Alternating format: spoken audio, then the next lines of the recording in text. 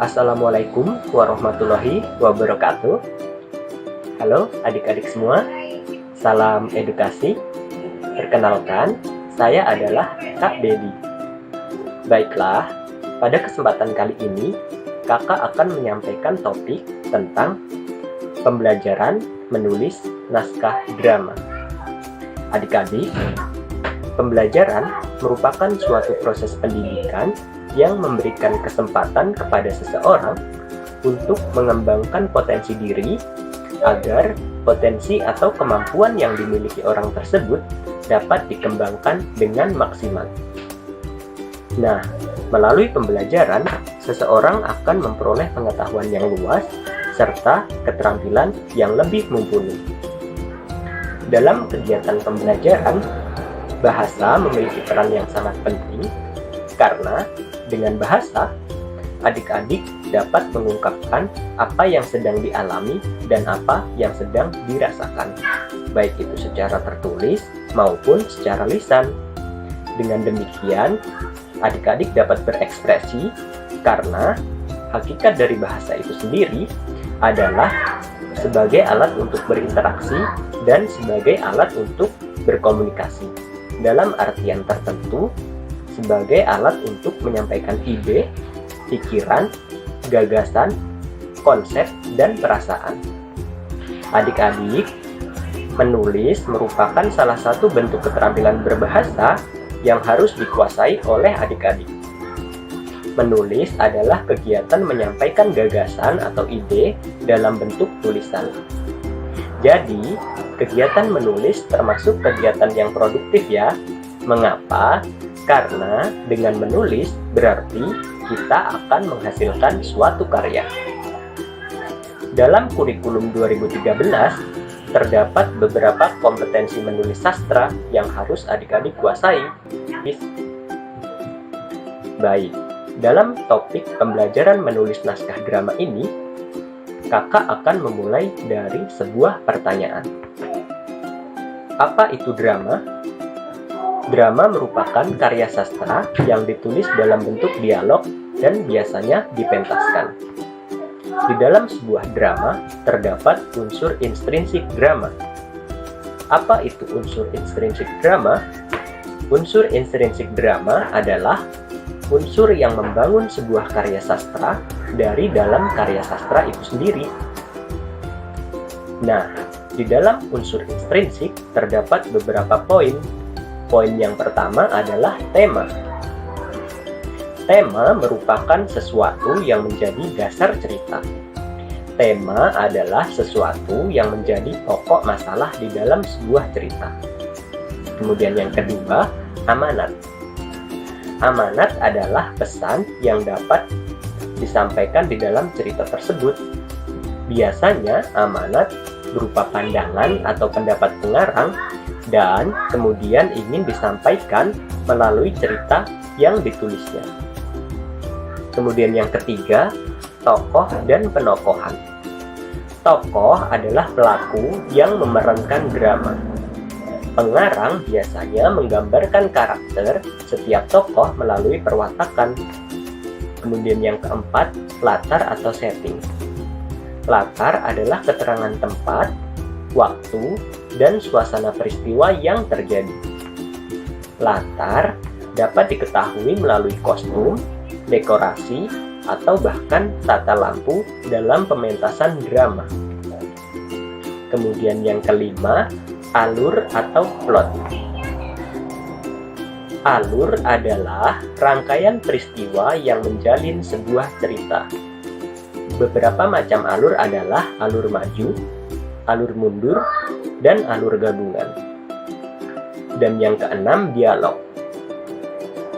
Drama merupakan bentuk cerita konflik sikap dan sifat manusia dalam bentuk dialog yang kemudian dipentaskan dengan gerak dan akting di hadapan para penonton.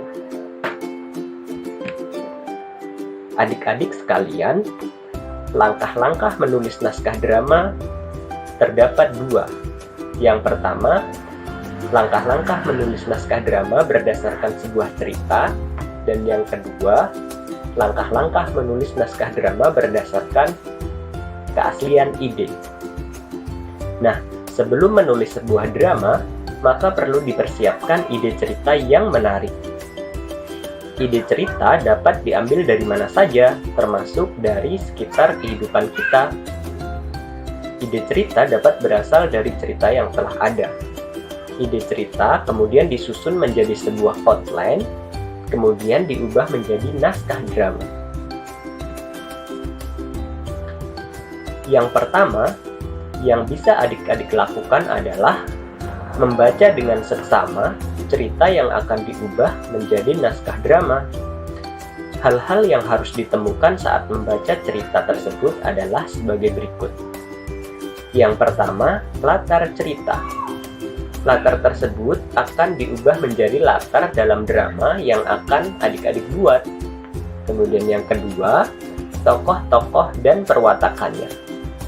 Tokoh-tokoh yang ditemukan dalam cerita akan menjadi pelaku dalam naskah drama yang adik-adik buat. Dan yang ketiga, teknik menentukan karakter tokoh di dalam cerita. Pelukisan tokoh-tokoh cerita dapat dibedakan menjadi dua teknik loh. Yang pertama, teknik analitik. Yang kedua, teknik dramatik. Teknik analitik adalah teknik yang menggambarkan watak atau karakter tokoh secara langsung.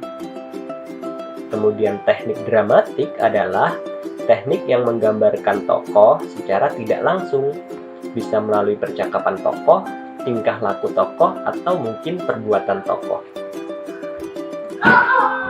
Kemudian yang kedua, mencatat dialog atau percakapan yang terdapat dalam cerita. Contoh, tanda petik, maaf, saya sangat menyesal. Lampu itu terjatuh sendiri ketika saya senam pagi, tanda petik. Kalimatnya terpotong, kemudian ia menghambur ke kamar, ia menunggu suaminya masuk ke kamar. Tanda petik, saya menyesal, kata Sumini lagi. Mencoba menekan perasaannya sampai wajahnya basah bergetar gejolak. Sesaat keheningan melayang sangat tajam. Kemudian terdengar suara Suseno yang dingin dipenuhi kepercayaan. Tanda petik, peristiwa ini tidak usah diributkan lagi. Kemudian yang kedua, mencatat dialog atau percakapan yang terdapat dalam cerita. Contoh, maaf, saya sangat menyesal. Lampu itu terjatuh sendiri ketika saya senam pagi. Kalimatnya terpotong. Kemudian ia menghambur ke kamar. Ia menunggu suaminya masuk ke kamar. Saya sangat menyesal, kata Sumini lagi. Mencoba menekan perasaan sampai wajahnya basah bergetar gejolak. Sesaat keheningan melayang sangat tajam. Kemudian terdengar suara Suseno yang dingin penuh kepercayaan. Peristiwa ini tidak usah diributkan lagi, bukan? Kemudian yang ketiga, mengubah dialog atau percakapan yang terdapat dalam cerita tersebut menjadi dialog atau percakapan dalam naskah drama. Contoh, Sumini dalam kurung masuk ke dalam ruangan dengan terbelalak dan napas tertahan, tutup kurung. Maaf, saya sangat menyesal. Lampu itu terjatuh sendiri ketika saya senam pagi, dalam kurung. Kalimat tidak diteruskan. Kemudian lari ke kamar dan menunggu suaminya masuk ke kamar, tutup kurung. Suseno buka kurung, mengikuti Sumini dan duduk di sebelah Sumini, kemudian berkata dengan penuh kepercayaan, tutup kurung. Peristiwa ini tidak usah diributkan lagi, bukan? Kemudian yang keempat, mengubah latar cerita menjadi latar pada drama. Selanjutnya yang kelima, menulis naskah drama, mulai dari rangkaian tokoh, latar, dan dialog yang telah ada dibuat menjadi sebuah naskah drama. Agar tidak membingungkan adik-adik, buatlah terlebih dahulu kerangka cerita.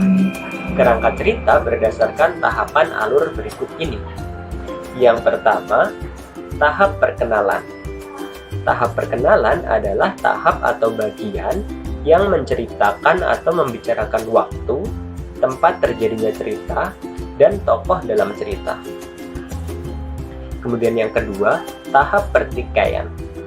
Tahap pertikaian adalah tahap mulai terjadinya pertikaian atau konflik antar tokoh dalam drama. Kemudian yang ketiga, tahap klimaks. Tahap klimaks adalah tahap meruncing atau memuncaknya pertikaian atau perselisihan di dalam drama oleh pelaku. Kemudian yang keempat, tahap peleraian. Tahap peleraian adalah munculnya peristiwa atau kejadian yang memecahkan persoalan yang dihadapi oleh para pelaku. Dan yang kelima, tahap penyelesaian. Tahap penyelesaian adalah bagian yang memperlihatkan tokoh utama menyelesaikan persoalan di dalam drama. Dan yang terakhir, yang keenam, setelah naskah drama telah siap dibuat, maka tentukan judul drama yang menarik. Judul drama dapat sama dengan cerita yang diambil atau diubah sesuai kehendak adik-adik sekalian. Nah, itulah cara yang pertama. Selanjutnya, menulis naskah drama sesuai keaslian ide. Selain berdasarkan sebuah cerita adik-adik, kita juga dapat menulis naskah drama dengan ide asli milik kita sendiri loh. Berikut adalah caranya. Sesuai keaslian ide. Yang pertama, adik-adik bisa mengadakan observasi atau pengamatan. Observasi dilakukan untuk menentukan latar atau setting dan tokoh. Di dalam sebuah observasi, seluruh indera harus bekerja. Misalnya, jika sedang berada di pantai, maka pantai tersebut dapat dijadikan latar tempat dalam naskah drama yang adik-adik tulis. Suara ombak yang didengar dapat menjadi latar suasana untuk memperkuat drama yang adik-adik tulis. Kemudian yang kedua, penciptaan latar. Latar dapat diciptakan dari hasil observasi yang dilakukan. Hasil observasi dapat berupa apa yang kita lihat, apa yang kita dengar, kita rasakan, kita cium, dan sebagainya. Hasil observasi tersebut dapat menjadi latar tempat, waktu, dan suasana. Misalnya saja, latar tempat yang dipilih adalah tepi pantai. Latar waktu yang dipilih adalah senja hari atau sore hari. Dan latar suasana yang dipilih adalah suasana yang menyenangkan. Kemudian yang ketiga, penciptaan tokoh hidup. Adik-adik, hasil observasi juga dapat digunakan untuk menciptakan tokoh di dalam drama yang kita tulis.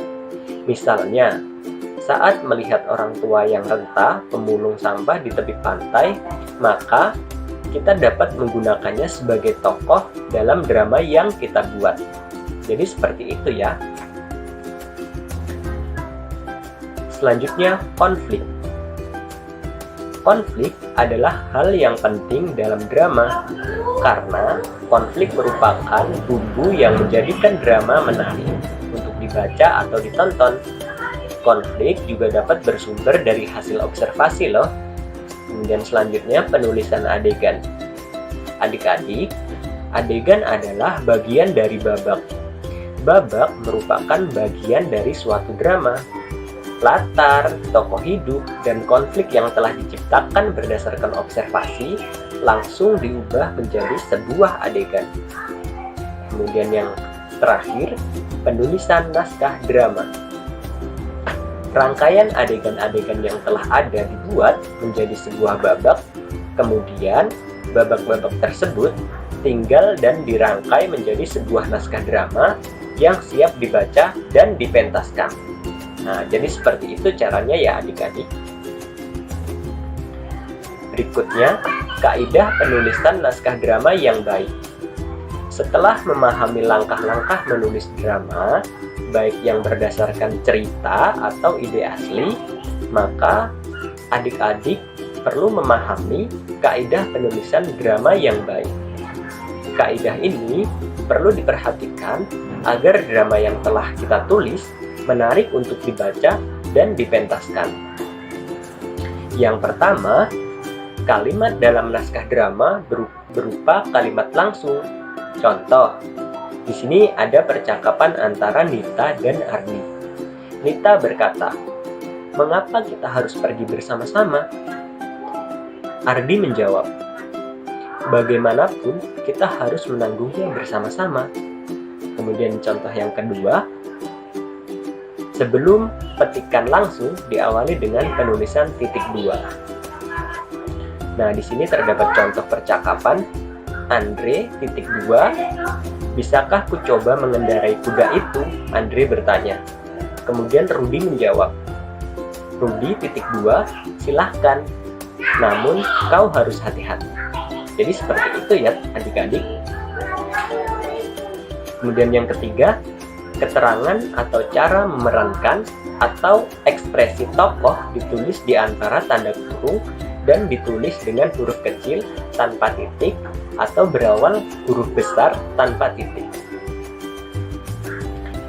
Di sini saya contohkan, Dona, titik dua, dalam kurung, mendorong lemari yang menghalangi pintu, tutup kurung. Kemudian Dona berkata, "Duh, berat sekali ya." Danu menjawab, dalam kurung, berjalan menuju tempat tidur, tutup kurung. "Sebentar, barangkali di sini ada tali." Jadi seperti itu jawaban Danu. Kemudian yang keempat, deskripsi tempat dan suasana ditulis seperti kalimat pada umumnya. Pentas menggambarkan sebuah ruangan kamar tamu. Ada beberapa meja dan kursi. Nah, contoh ini adalah contoh deskripsi tempat dan suasana yang ditulis seperti kalimat pada umumnya. Nah, itu dia pembelajaran menulis naskah drama yang dapat kakak sampaikan. Materi sudah selesai. Semoga adik-adik berhasil mencoba. Sekian video kakak hari ini. Kakak akhiri. Wassalamualaikum warahmatullahi wabarakatuh.